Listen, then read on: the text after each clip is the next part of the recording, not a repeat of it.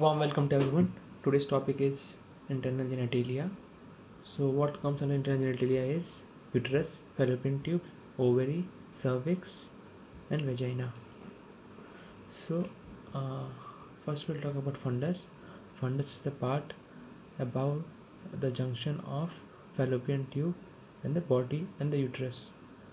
And this part is called the body of the uterus. This is the isthmus of the three parts of the uterus. The junction where fallopian tube joins the uterus is called cornua, and this is the isthmus. Isthmus extends at the internal OS, has internal OS in it. And it has the boundaries above by anatomical and histological internal OS. Okay, so now we'll be moving to layers of uterus.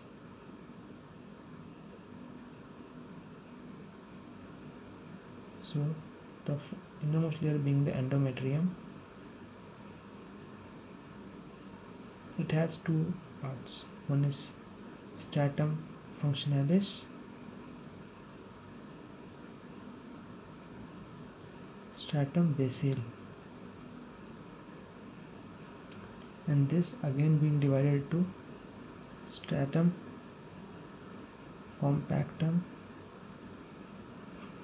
stratum spongiosum.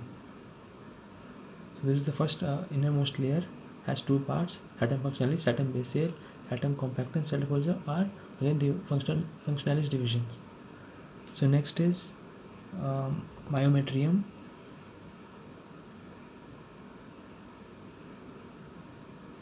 So myometrium has three layers: outer, middle, inner. So outer is longitudinal layer, middle is crisscross layer, inner is circular layer. So this crisscross layer is called living ligature.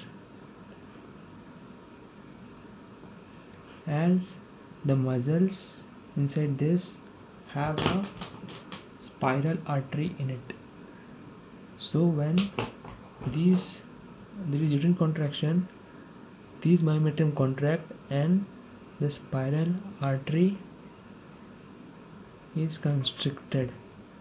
So this crisscross layer is called living ligature. Next, the inner circular layer, and the third layer being perimetrium. Is the outermost layer with less significance. Now we'll talk about the size and shape of the uterus. So size of the uterus depends on what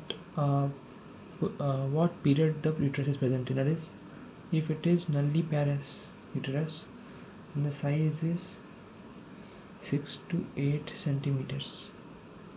If it is multiparous uterus, then the size is 8 to 10 centimeters. If it is pregnant uterus, then the size is 35 centimeters. By pregnant, I mean full-term uterus. Now we'll talk about the shape of the uterus. Shape of the uterus is either pear shape or also known as pyriform shape. Now we'll talk about the weight of the uterus. Weight of the uterus can be dependent on the period at which it is present. If it is nulliparous, it is 50 to 70 grams. If it is multiparous, it is 80 grams. If it is pregnant, then 1 kg. Now we'll talk about the capacity of uterus. Capacity of uterus is, in non-pregnant state, it is 10 ml, and in pregnant state it is 5000 ml. So see how drastically this uterus size increases during pregnancy. Next we'll talk about the position of uterus. So position of uterus. So remember, two positions of uterus are present. So one is anti-flexion,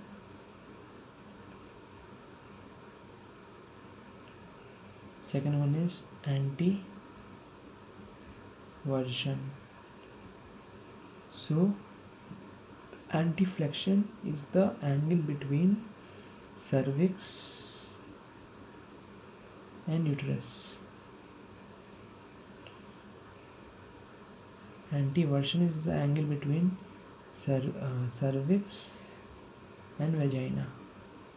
So how to remember it? Vagina V, anti-version V.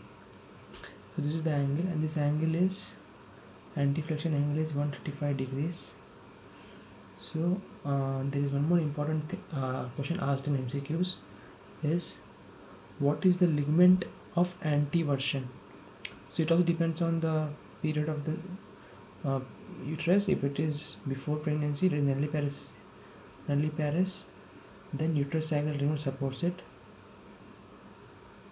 If it is pregnant uterus, then round ligament supports it.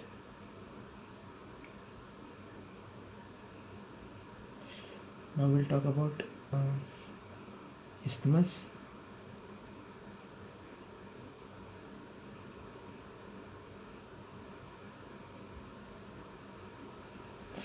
So isthmus in nulliparous woman is 0.5 centimeter and parous woman is 5 to 7 centimeters.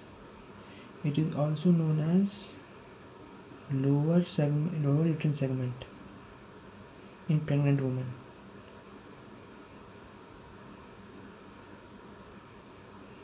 As a result of this, this is the site at which incision is made in LSCS.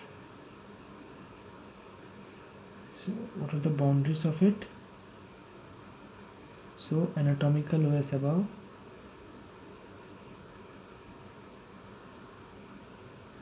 and histological OS below. Next, coming to what is anatomical OS and what is histological OS. So anatomical OS is endometrial canal turns into endocervical canal. So endometrial anatomical OS, endometrial canal turns to endocervical canal. If the endometrial epithelium turns into endocervical epithelium, it is histological OS.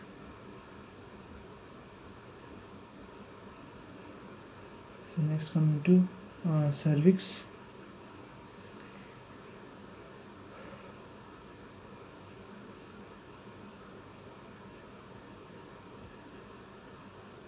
Cervix, it is normally in nulliparous women it is 2.5 centimeters, and in pregnant women, in parous women, it is 4 centimeter.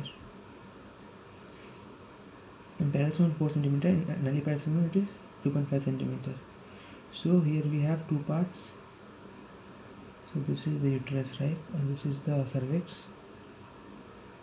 So this part is called endocervix. This part is called ectocervix. Okay. So endocervix is endocervix, remember, always squamous is a tough tissue. So ecto will have squamous, and this will have columnar. Squamous epithelium, columnar epithelium, columnar epithelium.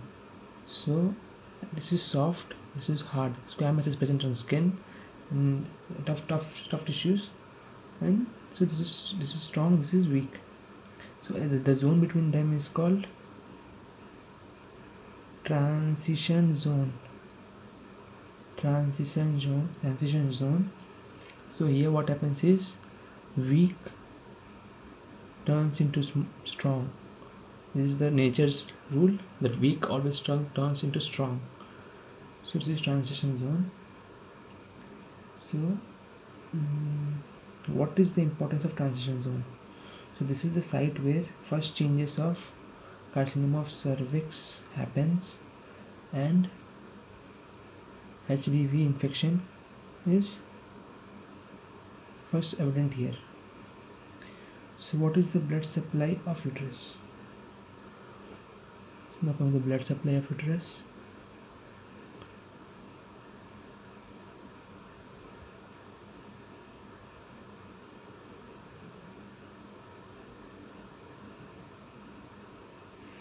So as you know, uterine artery which is a branch of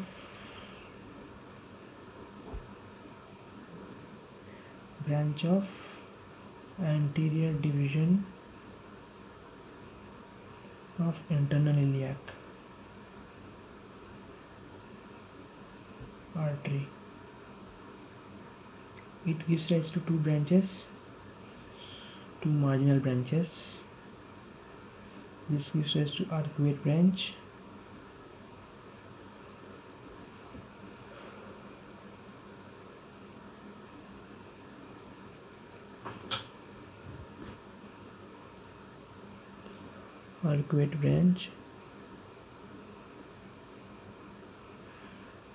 which gives us radial branch.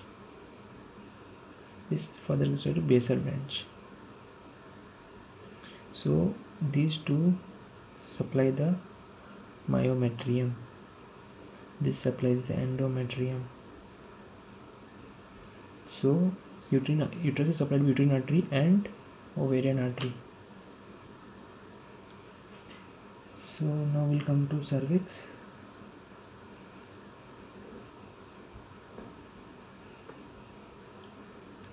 Cervix is supplied by descending branch of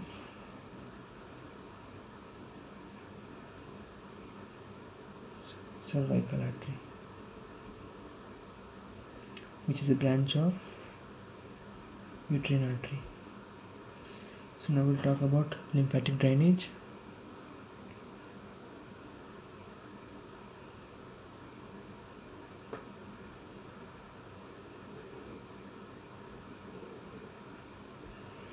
So lymphatic drainage, so for fundus it is para-aortic lymph nodes. So the sentinel lymph node is the first lymph node to be drained or affected is paracervical lymph node, which is around the cervix. So body is supplied by iliac lymph node, external iliac lymph node. Cervix is supplied by internal iliac and external iliac. In between, and other four lymph nodes. So four lymph nodes: internal iliac, external iliac, then obturator and paracervical. So cervix supplied by internal, external iliac, obturator and paracervical lymph nodes. Now coming to nerve supply.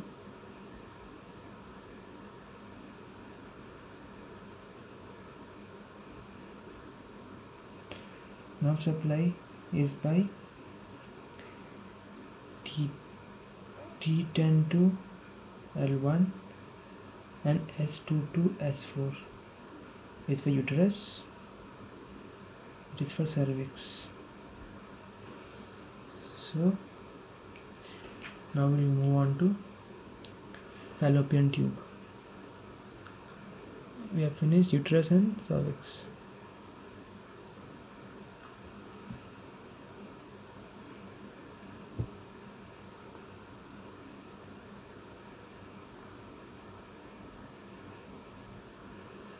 It is 10 centimeters long. So first part being interstitium,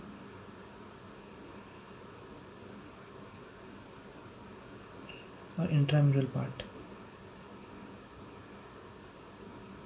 This is a tough part, so it is the last to rupture during ectopic, that is pregnancy. At a fallopian tube, it is the last structure to rupture. It is 25 centimeters long and it is narrowest part of fallopian tube. Narrowest. It is okay. Now we'll come to isthmus.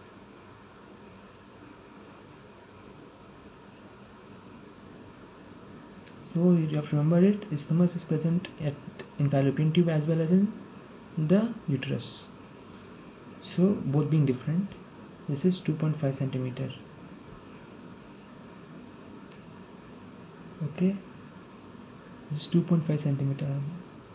Sorry. Okay. So this is physiological sphincter.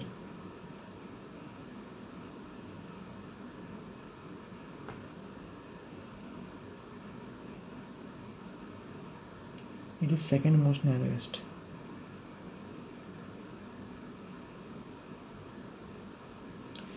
And it is early to rupture in ectopic pregnancy.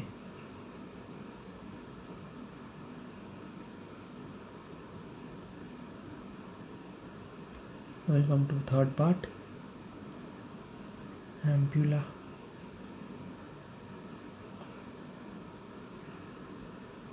Widest part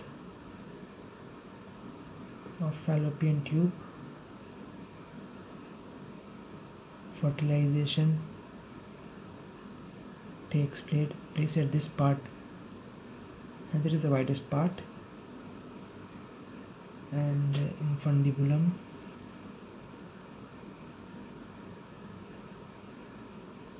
other part being, it is 2.5 centimeter.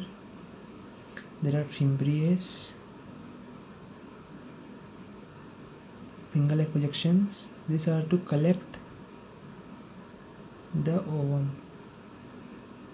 Fimbriae to collect the ovum. Now we'll talk about the blood supply.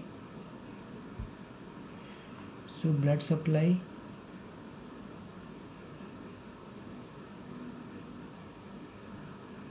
of fallopian tube. So it is as dual blood supply. That is, medial 2/3 is supplied by uterine artery, lateral 1/3 is supplied by ovarian artery. So because of this dual blood supply, the spread of infection is fast in fallopian tube.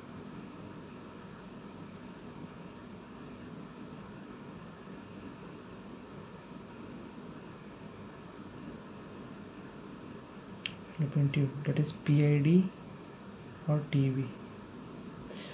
So this was it for today's class. Hope you liked it. It was a bit faster. You may just slow down the playback speed and watch it. Thank you.